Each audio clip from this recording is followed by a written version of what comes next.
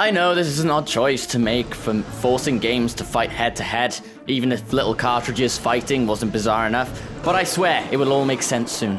All the unbiased nature of the ChaOZ army to inform on the omnipotence of Kanto and the literally watered down Hoenn, with Hoenn and the Rayquaza army biting back. Johto's just looking at them both and saying, "You two are so immature, learn from the pro." And then the two just kinda laughed. So they can fight, doesn't matter who wins as long as you're having fun and refrain from arrogance. So how has Pokemon improved through the years? Hi, I'm KB.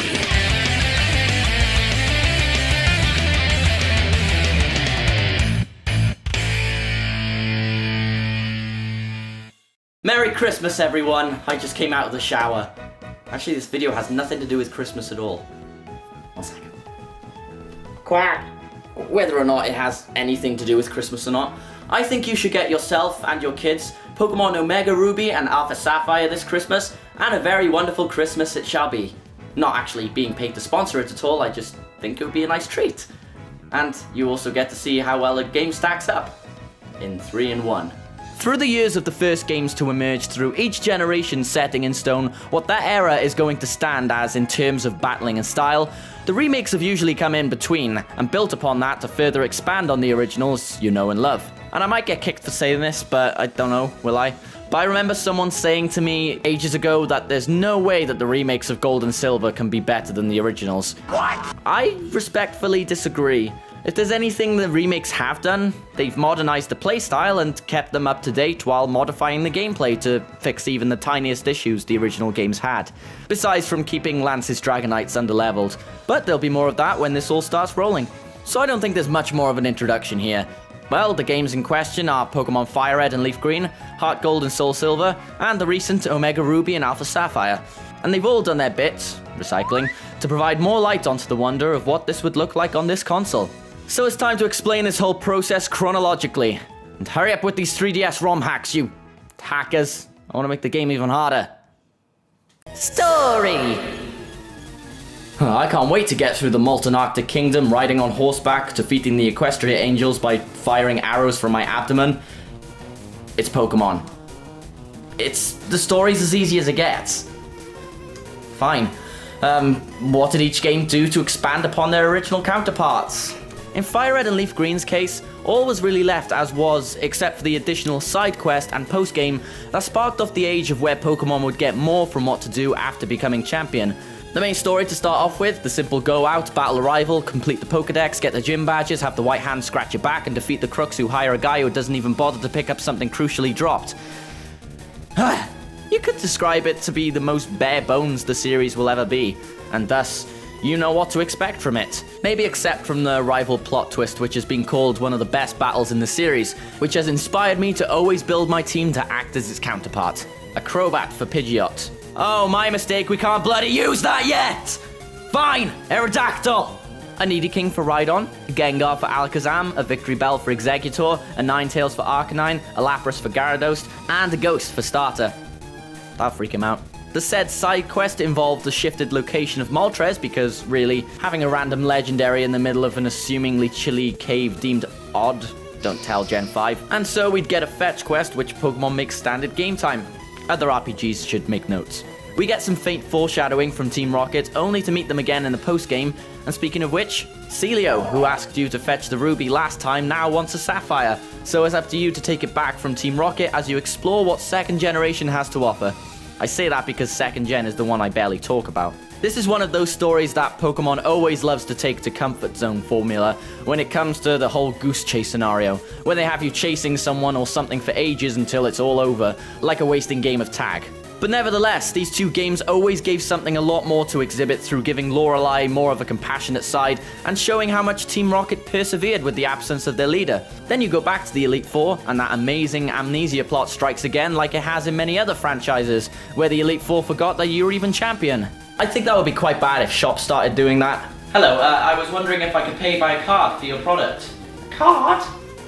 Never had one of those before. Well, can you check? No. Fine, I'll go buy weed somewhere else. Then we get to HeartGold and SoulSilver's case. The regular aspect is presenting the continuation of the Team Rocket and Pokemon Destiny legacy, as no other game has had done before. Or after, maybe. Well, besides from Black 2 and White 2. 3 years ago, Team Rocket disbanded, blah blah blah, thanks to a kid, blah blah blah. There was also the sad tale of the Ampharos who couldn't keep a light for selfish humans, making sheep work for a living. Then there's proving your worth to a sore loser gym leader, and a rival carrying on the legacy of finding out that he should care for his own Pokemon more. Along with this being the Kanto region acting as the post-game, proceeding more with the getting of badges, and fighting of a clone who traded many times to get all starters. Lucky bastard. As soon as that's all said and done, it's time for the ultimate challenge against Red. Or someone posing as him. For any new additions, Lyra poses as your friendly friend, running into you more often than not, like Dawn or Wally. Not much is known why she appeared instead of Chris, but my biggest guess is due to the desire to refurbish the second-gen games. Just like renaming Gold to Ethan. All this refurbishment is heavily noticeable in many areas of the story, where things play out a bit differently, and new additions such as the Safari Zone for Johto give you more playtime to work with. And while toying around with characters they could have worked with more in the original games, they play a bigger part here, such as the Kimono Girls who you encountered throughout your journey, in order to face them all much later on for a big prize, and including much more interaction with the mascot legendaries. Gym leaders such as Whitney you'll be interacting with more, requiring you to obtain the radio card in order to challenge her. While Yusin was an important character only seen in Pokemon Crystal, he's been brought back here for more evidence of how much they could look at improving upon the previous releases. And events are more than just catching a Pokemon. Cynthia you meet in the Arceus event to catch Arceus, proving that she is more or less an opportunist because she's pretty much everywhere a legendary Pokemon seems to be as well. And among all of these changes, one element of the story outshines them all, finally casting light on the Silver and Giovanni theory. Either Giovanni dyed his hair dark brown or made love to a redhead. Could be a wife, girlfriend, mistress, we'll never know. Maybe someone left a child at the daycare. It had to screech for an egg move. Alright, I get it was this lady, okay? But making all of this possible is what makes these games one of the best in the series, for how much there is to witness and the theme of legacy coming into play. Now we turn over to the region of Hoenn, and we get the start of a different kettle of fish. There's more interactions with May, your rival, to bleed out her personality more, and the like father like son route to go down. Not really much changed from how about you go your journey besides from what they had to do to install the origins of Mega Evolution and Primal Reversion. Oh my god, a giant rock! I'll put that in my team. But thanks to the new mechanics, we're able to understand the characters a lot more. Characters like Watson with the Electrophilia, and Flannery with her try-hard adorableness. And like I mentioned before, bringing in Primal Reversion into it really amplifies the worry of the potential outcome of Hoenn if their abilities succeed, as it's not just Drizzle anymore. Oh no! He brought out a hidden ability Politoed! It's the end of us all! Postgame really brings the sort of idea back from X and Y with the detective saga and forms it into one big Delta episode, as they like to call it, with you uncovering the secret to Mega Evolution and how the space colony Ark is on its way to destroy Earth, so it seems. I think the biggest shock that people got from this was which Pokemon you were able to capture, most likely attempted with a Master Ball to show how much of an event this really is, and how they bastardly didn't let you save. It also makes me think that if this was an Emerald remake, then the whole ancient story would all mix together well. Now with all these stories leaving you with more to uncover, I can't help but feel that HeartGold and SoulSilver gave the best effort in providing more substance to what was already a cherished game, and still made it feel up to date. This is along with the tie-ins in what happens in the real story. ORAS, however, took one of the best stories in my opinion in any Pokemon game, and pretty much added a new, surprising element to it. It then gave the characters more dimension to boot, and plus the Birch and Poochyena chase fanatics gets amplified a lot more, so that's all good fun. But considering the Celebi event in place of a 3-year legacy to fulfill, I feel like, for me, HeartGold SoulSilver wins this round. I'm not actually going to provide points on Pokemon games. I think is a very pointless thing because almost all the Pokemon games are like an 8 to 10 rating for me, so there would just be no sort of boundary from best to worst sort of issue here. Well, it would be, but I can't really think of anything else to say at this point. Gameplay! I'll go with the most recent one because it's the most recent. Thanks. But to briefly recap on the history of it, first we had single and double battling with limited move pools and types relating to physical or special, then we had the physical and special split with updated items, moves and animations, and then we went up to triple and rotation battles with even more moves and aids towards EV training. The one big problem that FireRed and LeafGreen had, which was fixed in later games, was the evolving issue. Before getting the National Pokedex, if your Golbat was to try and evolve, there'd be no explanation as to why it couldn't. I mean, it's not like they made a contest Golbat for crying out loud, or Pokemon Purple Special Annoying Zubat Edition. The next problem was that there was no time cycle. This meant that Pokemon needing to evolve based on time of day would be shit out of luck. Lord knows how on earth this was overlooked. It meant at the age of 9, without reading the manual, I raised an Eevee up above level 50 patiently, trying to get an Espeon until some twat decided to take my Game Boy, start a new game, and save it under the name... Let's just say one of his orifices can now fit a handheld console inside it. And not mine either. His nostrils used to be so tiny. But the inclusion of more for the postgame and introduction of increased difficulty for Elite Four matches set the spark off for things getting bigger than before.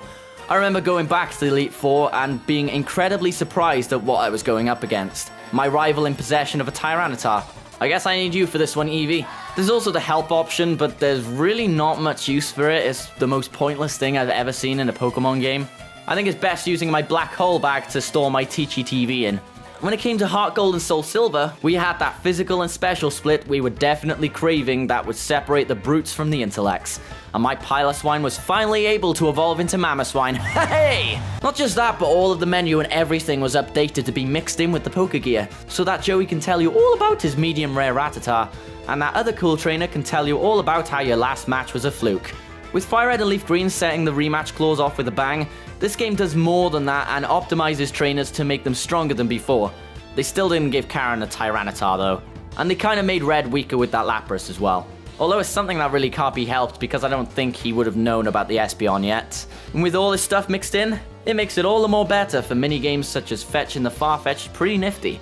There's also the Pokewalker, which you can transfer a Pokemon to, and as you walk in real life, it acts as a pedometer and Pokemon leveling system, just like raising Pokemon at the daycare. And the Pokeathlon, or Pokeathlon, Poke, which is pretty much a neat little racing system with your Pokemon based on stamina, speed, and acceleration, and getting prizes for it. And you can also go and challenge the Battle Frontier, and that's always usually the biggest in-game challenge. Compared to the past two games, ORAS had a bit of an advantage, being that it had 2 generations of a head start to get the ball rolling for it. So the 3D capabilities for it to include worked really well in its favor. Compared to X and Y, there's been significant changes to the camera angles and zooming, but still accompanies a lot of what the game included, such as the new and improved experience share, which as you may know shares half of the experience with other party members. You can turn it off to make things harder, and it doesn't matter if they give you an option. Self-imposed challenges are everywhere, just a bit harder. Stop whining. But with everything XY has, these games have a lot more going for them, with even more functionalities involved, such as the Dex Nav, which is a massive step up from the Friend Safari, in my opinion. It does take a lot more work because you do need a good search level and not slightly jerk the control stick to make your character run instead of sneak. Yeah, they need to fix that. But for competitive purposes, Pokemon has always made you walk through poison barbed wire to build an army. The Dex Nav also makes searching for Pokemon with more potential and held items to be a big treat, further assisting you in making the right choice. Then there's the Buzz Nav, which makes it a lot easier to look for events within the game, with updates filling you in on the latest gossip, such as Flannery throwing up on a paparazzi photographer after asking her who she shares her hot springs with. Then you get the map, which isn't actually called a town map this time. I seriously don't know why they kept calling it that. It was way bigger than the town that it scaled. But this let you search for wild Pokemons, and one thing it was very useful for was implementing the Trainer Eye function that was in Pokemon Ruby and Sapphire. It may have not been visible in Ruby and Sapphire, but it was in Emerald in the form of match calling, and it's a lot more visible here, as you can see who you can battle, and with the update placed in to actually be able to fly to routes this time, although it's not as accurate, getting places has never been easier. If there's anything this game has going for it, competitive was heavily bumped up in 6th generation. But there may be a case of favoring X and Y for money and training over this because of the restaurant battles mixed with the O-Power prize money, to where in ORAS, you have some less worthy options such as the Elite Four, the Rich Folk, and some Blissey Secret Base stuff, if referring to experience. I don't know. Some places in the game have been changed as well, such as Moorville City, which is now this massive mall-style metropolis, home to many different shops, bike shops, the new restaurant, and apartments, and the abandoned ship, which is now Sea Moorville, and is linked to finding other legendaries throughout the game. Pokemon contests have heavily been ramped up. It's still the same structure as it was before, except now it shows that you're not actually aiming at the judge with your attacks, while he stares in amazement at Gardevoir using Flash. It's a lot faster to make Pokeblocks now. Just like in Pokemon Diamond and Pearl, you can suit up like a cool rock star. Probably should have mentioned this in the story area, but there's a new character called Licia. I'd say she's your girlfriend of some sorts. I mean, she dances like she's your girlfriend. But keep taking on all of the master ranks and there'll be more to unfold, and a good prize to get at the end if you haven't got it in X and Y already. But as far as Contest Pikachu goes, it's mainly just good for contests. I wish it did have increased stats for battle, like having good special defense, but sadly, that's not a case. There's not that much else for the player to do post-game, except the Delta episode and the battle resorts, except go back to the Elite Four and challenge them, while they have new Megastones to throw at you. And when considering getting through the game, you're one less of a HM than the original games to clear it with, so that's a plus. Can I just get a scuba suit and be done with it? Oh yeah, you can battle people underwater as well. So, like I said, most recent, and makes to be a good paced set of battles to go through, as well as a mini story-based Pokemon Stadium to have in your hands, as well as Colosseum and XD blah blah blah. Presentation time, come on! Again, most recent, but as it doesn't apply to scoring whatsoever, I'll just say a few words unconditionally. While FireRed and LeafGreen had GBA limitations when it came to the graphics, they still had artwork of the area you'd enter to get a better glimpse of it, as well as providing more of the color gradients and textures that the originals lacked. This was equipped with the sprite animations in battle and how each city still kept the landscape that was explored the first time around. I think that when it came to remaking this game, Game Freak wanted any changes to be kept separate from the parts of the game which are made straight from the originals to avoid any outcry. The sound is catered more towards creating an advanced remix of the 8-bit sounds and strive to make them as action-packed as possible, further exceeding the expectations of the GBA player. HeartGold and SoulSilver felt like a major step up from its original counterparts, as well as the 4th gen games that came before it, as it felt a lot more fluent and the implementations put into it worked to the maximum of what the DS could handle, while spriting remains most present. One notable thing is the mechanic of having your Pokemon follow you, which was brought back from Pokemon Yellow, and you get a bit of an insight to how they appreciate your friendship, either that or want to strangle you with Bind. It's the kind of gimmick which is nice just to add the touch, but when you have a Pokemon like Macago burning up everything around you, including yourself, then some legislation has to be put in place. The revolution of the gym's layouts making good amplification of the power of the Poke-E, from the silk-powered Spider-Mobile to the ghost floors that actually look like bottomless pits, including the upscale of the area of Mount Silver to let you know that this game was made to make a step up. For the music of the game, it's where the uplifting sounds swooped in, having various tunes harbor different instruments and styles. You have a bouncy theme for gym leaders, a throwdown for wild trainer battles, and suspense for the champion. So it's all impressive to say the least. ORAS? Jesus, look around you! From the moment you see that intro, time flies around to say, remember when everything was drawn animation? Well, we've gone a long time ago into a galaxy far, far away to the future to see how 3 generations later, we got a total done-right remake in its entirety and more. If you count Tabitha having a face transplant and putting on a few pounds. Everything just flows in nicely, and with Hoenn being a region filled with tropical areas to explore, it hopelessly doesn't get any better. You have perspectives of where you're under the bike track, you have total rattlings of the legendary mishap with cutscenes beginning with establishing shots of everything and letting sparks fly, and kids, when you get this game for Christmas, you'll know that I'll be there to kick your ass online. Just don't use a primal Pokemon and Mega Rayquaza together. That's cheating. Everything just flows in nicely. Sound-wise, the trumpets are a bit different. I do love the music in the games. It's more of a case of how I compare them to their originals. With the other remakes, I love the remixes a lot more than I love the originals. It's kind of, actually.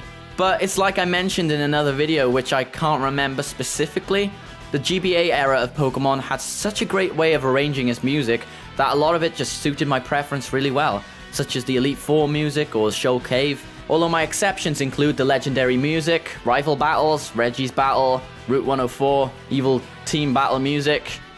Okay, there are a lot I like better, fine. I gotta admit, they did incorporate a lot into the orchestral atmosphere they aimed to project, and also add in some very nice new additions such as the amazing Wally theme, which symbolized his determination to battle through his illness, and the mysterious Zinnia theme, mysteriously symbolizing the mystery behind the mysterious Mega Evolution. So it's safe to say that with every remake coming out, it gets expanded upon even more and thus getting even better. but it's also safe to say that each generation has its own unique characteristics to go on top of that.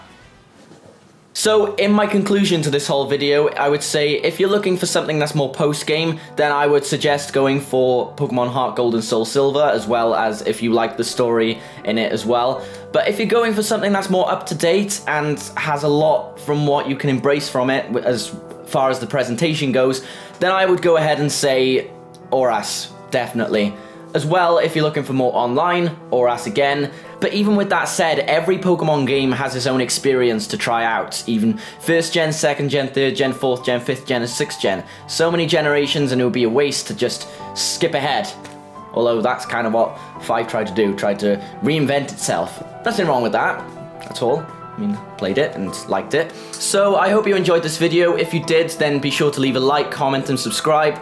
And also, if you would like me to do any more of these kind of videos, like Pokemon reviews, I do plan on reviewing every game I've Let's Played, so like The Last of Us, Pokemon Black, Black 2, X and Y, etc. So I'll go ahead and do that. It's just something to end it all off with. I've got social media links in the description, such as Twitch, Tumblr, Twitter, other channels, etc. And thus, with that said, lights out.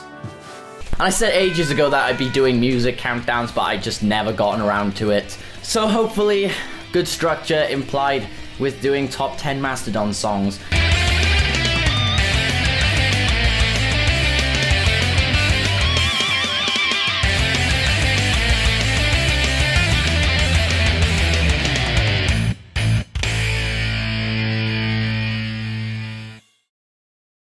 We wish you a Merry Christmas, we wish you a Merry Christmas, we wish you a Merry Christmas and a Happy New Year!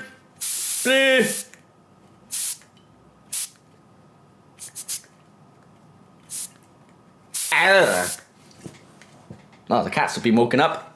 Ooga, ooga, ooga, chaka, ooga, ooga, ooga, chaka, ooga, ooga, ooga, chaka! Yeah, I'm looking at you, buddy. Looking at all you lot.